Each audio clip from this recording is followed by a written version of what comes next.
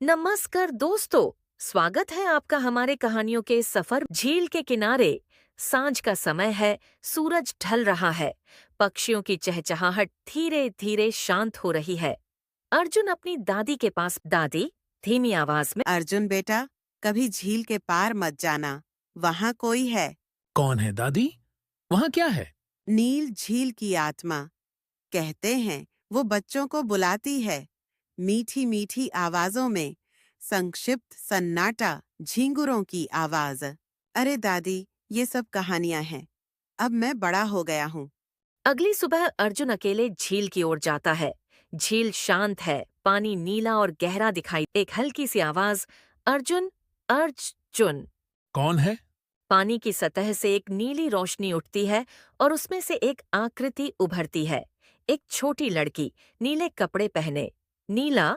जैसे जैसे अर्जुन और नीला की दोस्ती बढ़ती है, वह रोज झील पर जाने लगता है, पर नीला कभी झील से बाहर नहीं आती।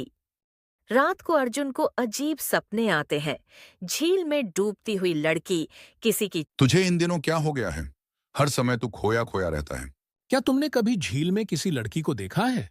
क्या पागलपन की बातें करता है? वो झील तो डरावनी है। दादी, नील झील में कोई लड़की मरी थी क्या? बहुत साल पहले एक लड़की डूबी थी वहाँ।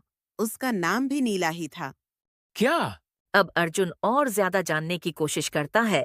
वह रघु काका से मिलने जाता है। नीला राजा की बेटी थी। एक श्राप के कारण उसकी आत्मा झील में कैद हो गई। जब तक कोई उसकी सच्ची दोस्ती नहीं करता, वो मुक्त नहीं हो सकती। अर्जुन अब नीला की मदद करना चाहता है। वह एक विशेष पूजा और व्रत करने का निर्णय लेता है। दादी और रघु काका उसे गुप्त विधि बताते हैं। पूर्णिमा की रात अर्जुन झील के किनारे पूजा करता है। नीला प्रकट होती है, उसका चेहरा शांत है। क्या तुम सच में मेरी मदद करोगे? हाँ। झील की लहरें उठती हैं, आकाश में बिजली चमकती है। अचानक नीला का रूप उजाले में बदल जाता है, एक शांत आत्मा की तरह। नीला धीरे से, अब मैं जा सकती हूँ, धन्यवाद अर्जुन। नीला की आत्मा आकाश में विलीन हो जाती है। झील की चमक फीकी पड़ जाती है। एक हल्की हवा बहती है। अर्जुन वापस आता है।